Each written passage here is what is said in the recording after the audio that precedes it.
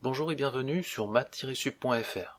Dans cette vidéo, nous allons aborder la définition formelle de la limite finie d'une fonction en un point. Le concept de limite est un concept un petit peu difficile à appréhender parce que il sous-entend la notion d'infini.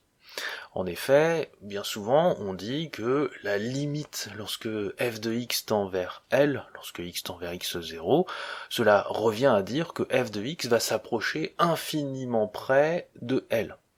Or, dès que l'on dit ça, il va falloir donner un sens à cet infini. Qu'est-ce que ça veut dire s'approcher infiniment près de quelque chose ? Alors bien sûr, on ne peut pas le montrer concrètement, puisque si on devait le faire de manière concrète, il faudrait prendre un temps infini pour montrer que point à point, effectivement, notre fonction s'approche de la limite.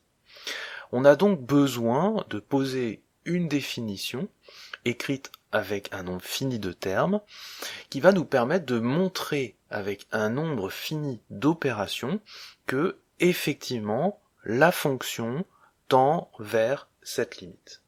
C'est de là que vient l'idée de construire une définition de la limite d'une fonction en utilisant les symboles usuels des mathématiques, que sont les symboles de la logique, le pour tout, le il existe, le implique, etc.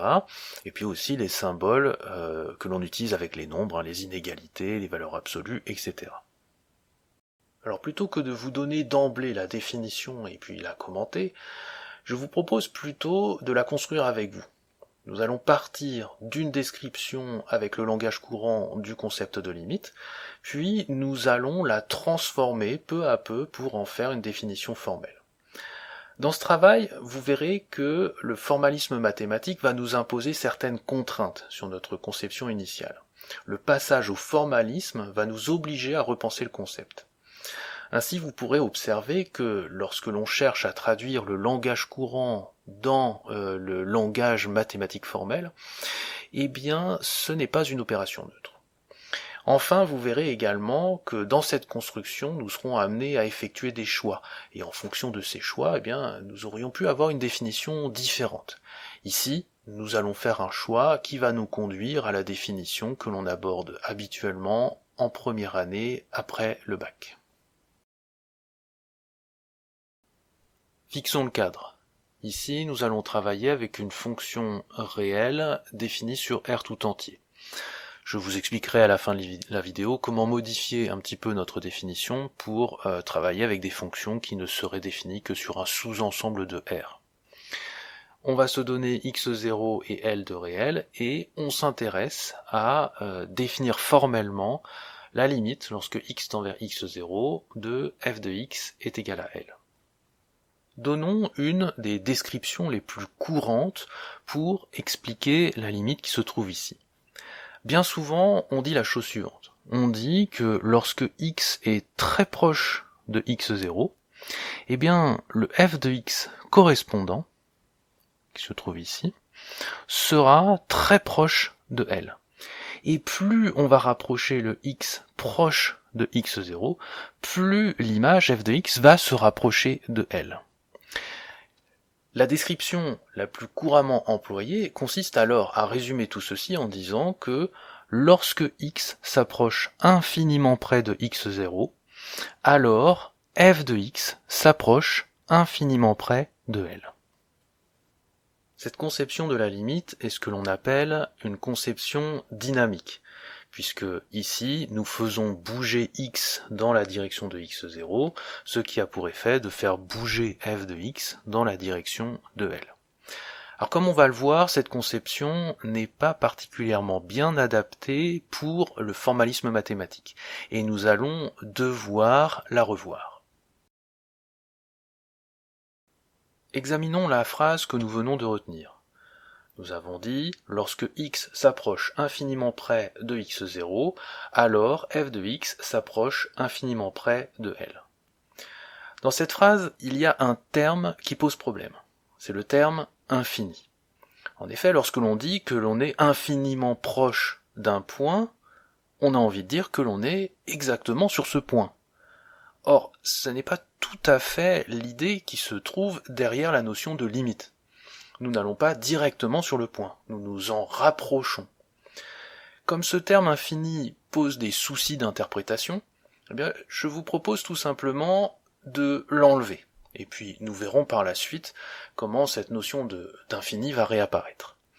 On va donc retenir la phrase suivante: lorsque x s'approche de x0, alors f de x s'approche de L.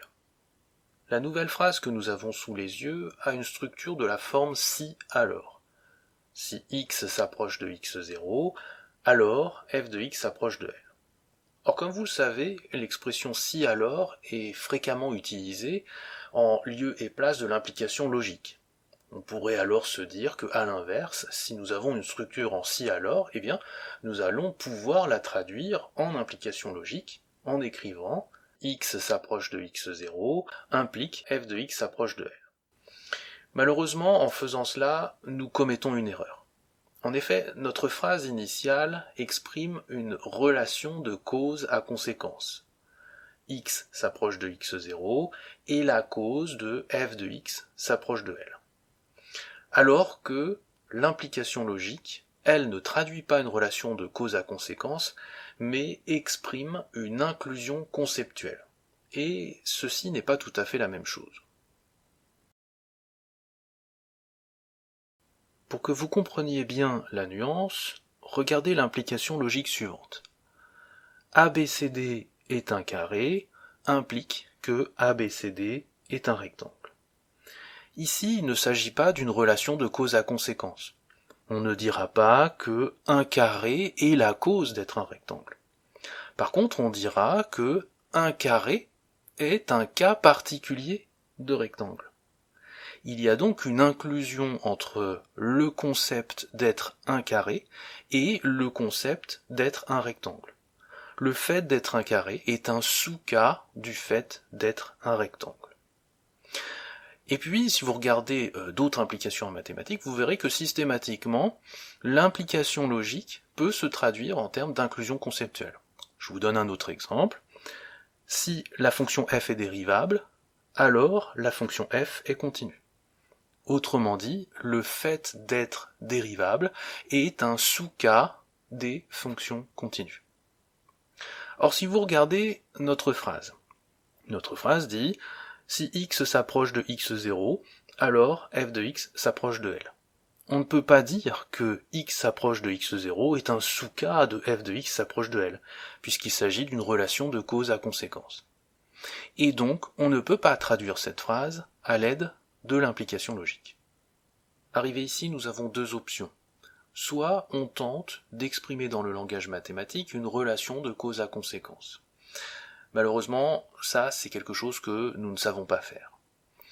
Soit nous essayons de revoir notre conception de la limite, qui était une conception dynamique, pour faire en sorte que cela colle avec une implication logique.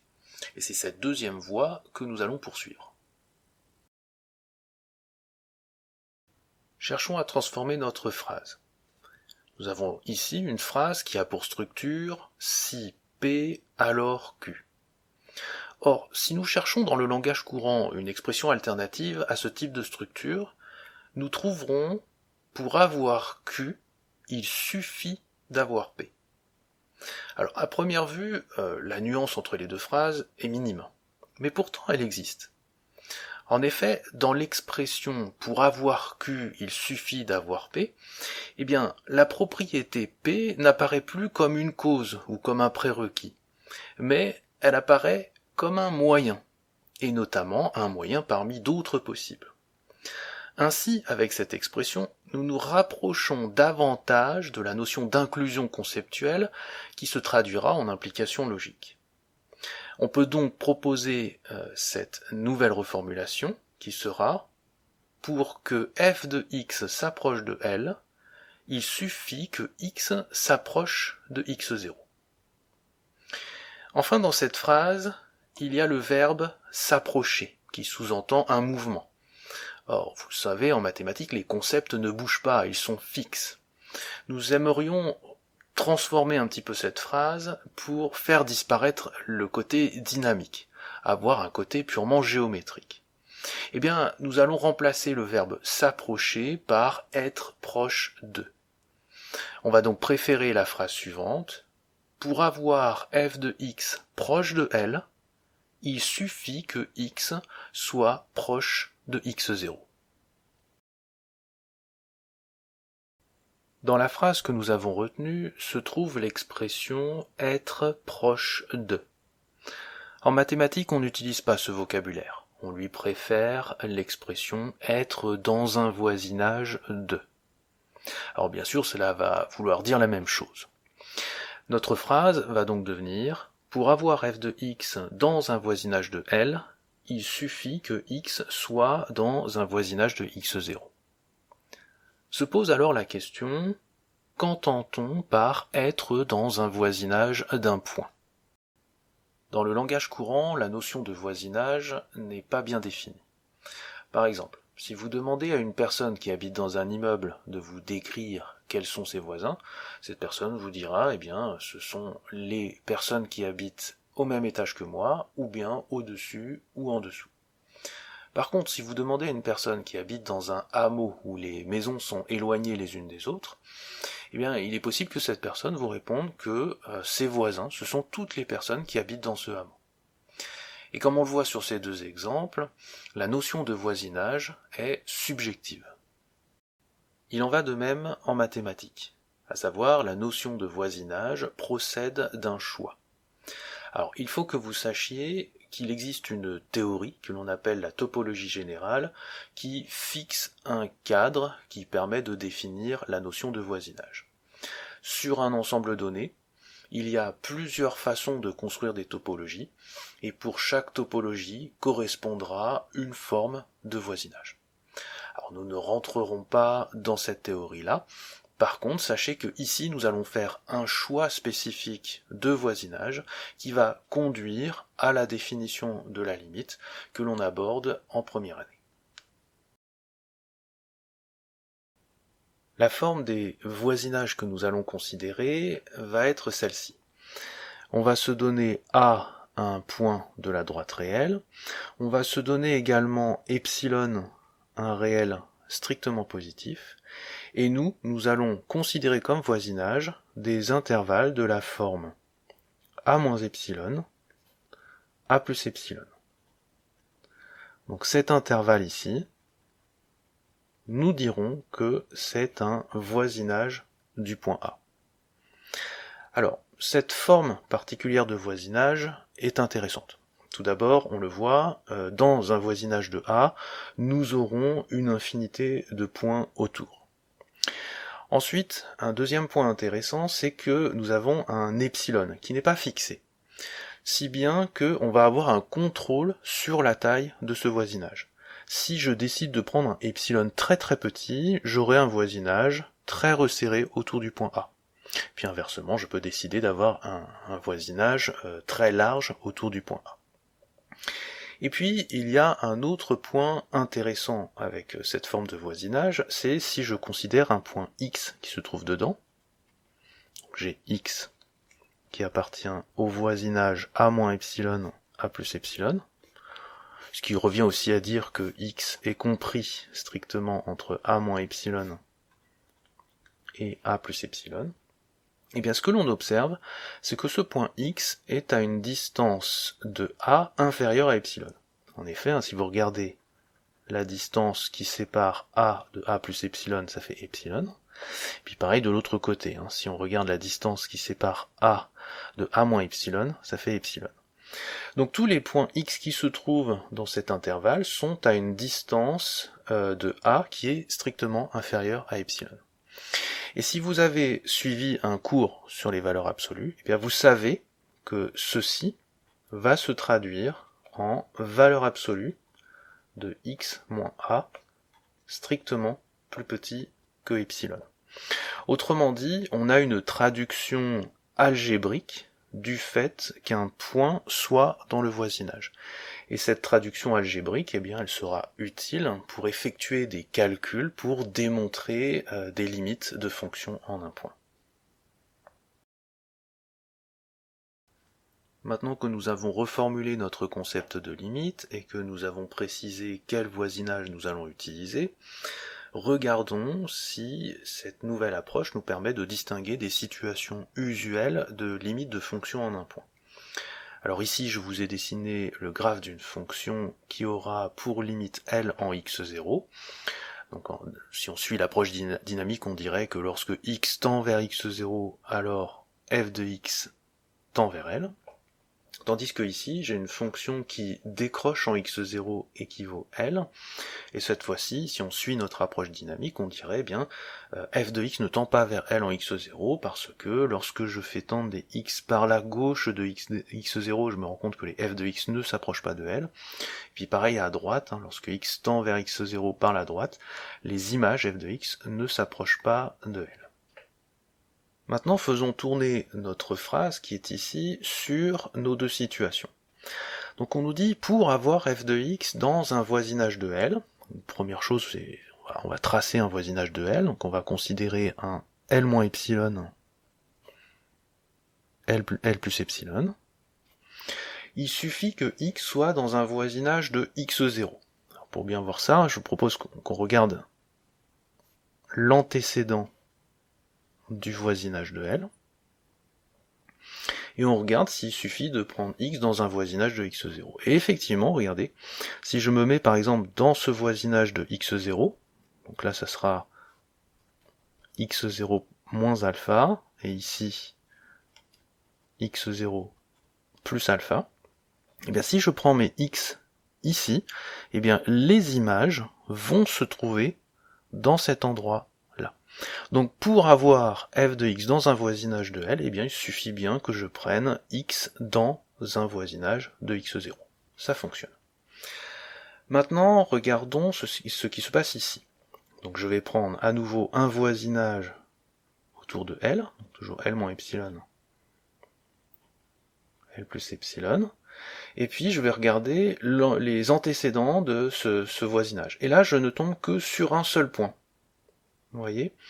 Alors regardons un petit peu mieux ce qui se passe si je prends un voisinage par exemple de x0, donc là j'ai x0 moins alpha, x0 plus alpha, mais je me rends compte par exemple que les points qui se trouvent ici vont tomber sur cette zone là, donc en dehors du voisinage de L, et les points qui se trouvent ici vont tomber sur cette zone là, en dehors du voisinage de L.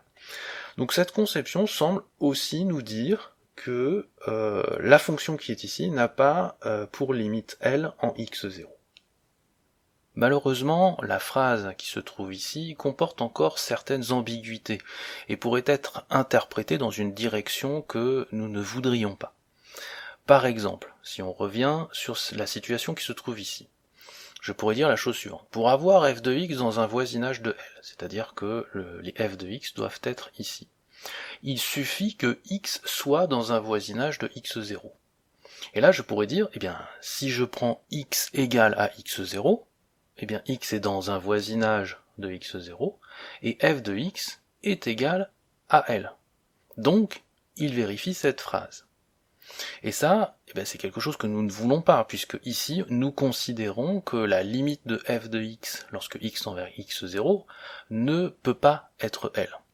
Donc il va falloir retravailler un petit peu cette phrase, et pour ce faire, eh bien, nous allons nous aider des petits schémas que nous avons effectués ici et là.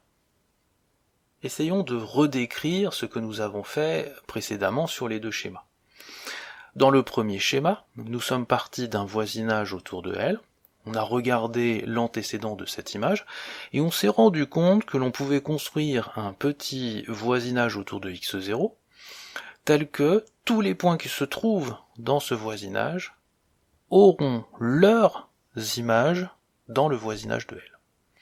Alors qu'ici, nous sommes partis d'un voisinage de L, on a regardé son antécédent, et on s'est rendu compte que l'on n'arrivait pas à construire un voisinage autour de x0, dont tous les éléments auraient leurs images à l'intérieur du voisinage de L.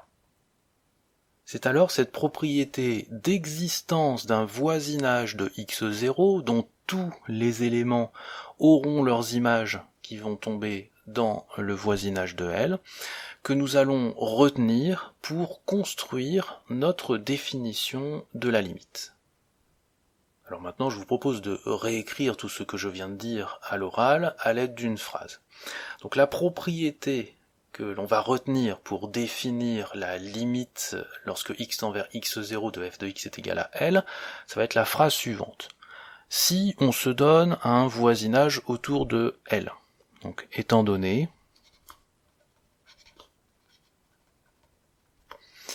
un voisinage, donc ça sera ici L moins epsilon, L plus epsilon, de L. Il doit exister un voisinage autour de x0. Donc il existe un voisinage de x0, que l'on va noter x0 moins alpha, x0 plus alpha. Et on veut que tous les points qui se trouvent dans ce voisinage, alors on peut rédiger ça comme ceci, en disant pour tout x appartenant à R, si x appartient à x0 moins alpha, x0 plus alpha, donc tous les points qui se trouvent ici doivent avoir leurs images ici, c'est-à-dire que les f de x doivent être entre L moins epsilon et L plus epsilon. Donc ça doit impliquer que f de x appartient au voisinage de L, qui est L moins epsilon, L plus epsilon. Avant que nous passions à la dernière étape, qui va consister à réécrire cette définition en n'utilisant que des symboles mathématiques, j'aimerais revenir sur un thème que j'ai volontairement laissé de côté au tout début de la vidéo, qui est la notion d'infini. Rappelez-vous, je vous avais dit, il y a l'expression s'approcher infiniment près d'un point, et cet infini posait problème. Alors il se trouve que cet infini est caché dans cette définition. En effet, si vous regardez ici j'ai pris un voisinage de L sans préciser la taille du epsilon. Autrement dit, cet epsilon, je peux le prendre de taille aussi petite que je veux. Et donc, comme je peux prendre la taille aussi petite que je veux, je peux très bien resserrer ce voisinage autour de L, et puis bien sûr, le voisinage de x0 va se resserrer en conséquence pour que les images tombent dans ce voisinage plus petit. Comme la taille ici peut être choisie aussi petite que je le souhaite, eh bien c'est comme si je m'approchais d'aussi près que je le souhaite de la limite. Et c'est ici que va finalement se cacher cette idée de s'approcher infiniment près de la limite. Ce concept est en fait caché de manière implicite dans cette définition. Nous arrivons maintenant à la phase finale de notre travail qui va consister à formaliser complètement la phrase que nous avons retenue comme définition de la limite d'une fonction en un point. Alors, commençons par cette première partie de la phrase. Nous avons « étant donné un voisinage de L de la forme L moins epsilon, L plus epsilon ». Alors, comme je l'ai expliqué précédemment, cet élément de phrase signifie que je prends un voisinage quelconque, aussi petit que je le souhaite. Donc il y a cette idée d'universel que l'on va traduire avec le quantificateur universel pour tout. Donc cette partie de phrase, nous allons la remplacer par pour tout L moins epsilon, L plus epsilon, voisinage de L. Ensuite, ici nous avons il existe un voisinage de x0, eh bien nous allons transformer le il existe par le quantificateur existentiel. Il existe x0 moins alpha, x0 plus alpha, voisinage de x0, tel que nous avons la même phrase, donc pour tout x appartenant à R, si x appartient à l'intervalle x0 moins alpha, x0 plus alpha, alors f de x appartient à l'intervalle L moins epsilon, L plus epsilon. Maintenant, regardez les expressions qui sont ici. J'ai écrit pour tout voisinage de L, et j'ai donné la forme de ce voisinage. Mais en fait, on n'a pas vraiment besoin de préciser la forme de ce voisinage, parce que cette forme va apparaître ici. Et puis, même remarque pour ce voisinage ici, on n'a pas besoin de préciser sa forme, puisque la forme apparaît directement dans l'expression ici. Donc plutôt que de dire pour tout voisinage, eh bien je vais plutôt me concentrer sur la taille de ce voisinage, c'est-à-dire le epsilon. Donc je vais dire pour tout epsilon strictement positif, qui va représenter la taille du voisinage de L. Donc je vais plutôt écrire ça, pour tout epsilon strictement positif. Et puis pareil ici, je n'ai pas besoin de préciser ce voisinage puisqu'il apparaît déjà ici. Je vais juste dire qu'il existe une taille de voisinage, c'est-à-dire il existe un alpha strictement positif qui va représenter la taille de ce voisinage. Tel que, pour tout x appartenant à R, si x est dans le voisinage de x0 de taille alpha, donc x0 moins alpha, x0 plus alpha, alors f de x est dans le voisinage de L de taille epsilon. L moins epsilon, L plus epsilon. Enfin, rappelez-vous, au cours de la vidéo, je vous avais dit que un point X est dans un voisinage si et seulement si la distance entre X et le point de voisinage sera plus petite que la taille du voisinage. Et puis ceci pouvait se traduire, donc par exemple pour ce voisinage, ceci peut se traduire par valeur absolue de X moins x0 plus petit que alpha. Et puis pareil ici, hein, dire que f de x est dans le voisinage L moins epsilon, L plus epsilon, ça veut dire que f de x est à une distance inférieure à epsilon de L, ce qui peut se traduire en valeur absolue par f de x moins L plus petit que epsilon. Si bien que cette phrase peut également se réécrire en pour tout epsilon strictement positif, qui représente la taille du voisinage de L, il doit exister un alpha qui représente la taille du voisinage de x0, tel que pour tout x appartenant à R, si la valeur absolue de x moins x0 est plus petite que alpha, alors la valeur absolue de f de x moins L est plus petite que epsilon. Nous sommes maintenant en mesure de mettre au propre notre définition formelle de la limite, qui sera la suivante, soit f une application de R dans R, x0 et L deux réels. On dira que limite lorsque x tend vers x0 de f de x est égal à L, si on a la phrase suivante, pour tout epsilon strictement positif, il existe un alpha strictement positif, tel que pour tout x appartenant à R, si la valeur absolue de x moins x0 est strictement plus petite que alpha, alors la valeur absolue de f de x moins L est strictement plus petite que epsilon. Et cette définition doit être comprise dans le sens suivant. Pour tout voisinage de L, il existe un voisinage de x0, tel que tous les réels qui se trouvent dans le voisinage de x0 auront leur image qui se trouve dans le voisinage de L. Si vous vous souvenez du début de la vidéo, je vous avais dit que pour simplifier, nous allons considérer une fonction qui est définie sur R tout entier.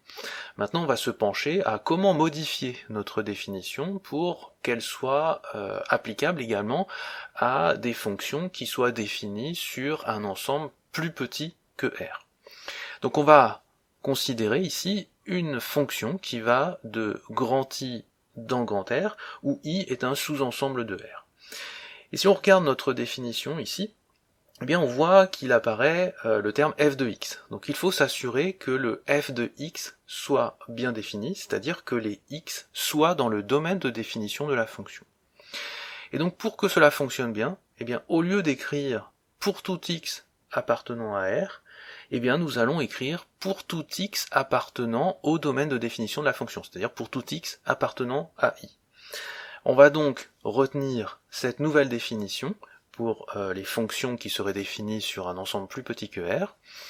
Si f est une application qui va de i dans R, qui est définie sur i, qui est un sous-ensemble de R, et x0 et L de réels, eh bien on dira que la limite lorsque x tend vers x0 de f de x est égal à L, si, pour tout epsilon strictement positif, il existe un alpha strictement positif, tel que pour tout x appartenant à i, le domaine de définition de la fonction, valeur absolue de x moins x0 est strictement plus petit que alpha, implique valeur absolue de f de x moins L est strictement plus petit que epsilon. Comme vous le voyez, la définition de la limite sur laquelle nous nous sommes arrêtés est très éloignée de notre conception initiale.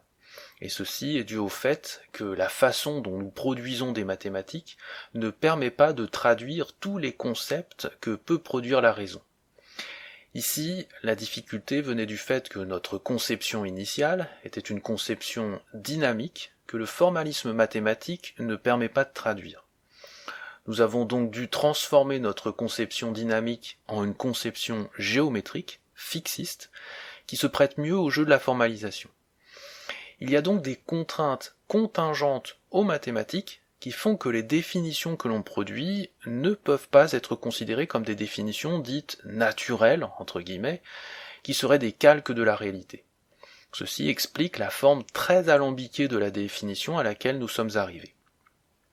Et puis nous avons vu que la définition obtenue résulte d'un choix. Alors, je ne l'ai pas évoqué dans la vidéo, mais il se trouve que ce choix donne à la limite des propriétés attendues, telles que la limite de la somme, c'est la somme des limites, ou la limite du produit, c'est le produit des limites, etc. Alors si on avait voulu faire les choses dans les règles de l'art, nous aurions dû poser d'abord les propriétés attendues avant de chercher notre définition de la limite. Et puis vérifier si la définition que l'on a fini par acter vérifie bien ces propriétés attendues. Mais un tel travail aurait été terriblement délicat à présenter pour une vidéo dont le but est de viser en priorité la compréhension d'un concept. Alors notez cependant que pour fixer notre définition de la limite, nous avons été amenés à vérifier si celle-ci était capable de distinguer une situation classique de limite et une situation classique d'absence de limite. Notre travail a donc été en partie guidé par certaines propriétés attendues. Enfin, j'aimerais vous signaler que j'aurais très bien pu vous présenter le concept de limite en partant directement de la conception géométrique, ce qui serait finalement revenu à commenter la définition formelle plutôt que de la construire. Au lieu de cela, j'ai préféré partir de la conception courante, qui est la conception dynamique, pour vous montrer que celle-ci posait des difficultés. Comme vous avez pu vous rendre compte de cette difficulté, vous savez désormais que c'est la conception géométrique qui devra être utilisée pour la production de démonstrations mathématiques. Mais bien sûr, rien n'interdit de continuer à penser la limite de manière dynamique pour vous faire une première idée du fonctionnement de ces propriétés. Voilà, j'espère que cette vidéo vous aidera à bien comprendre la définition de la limite d'une fonction en un point. Et je vous dis à bientôt pour d'autres vidéos.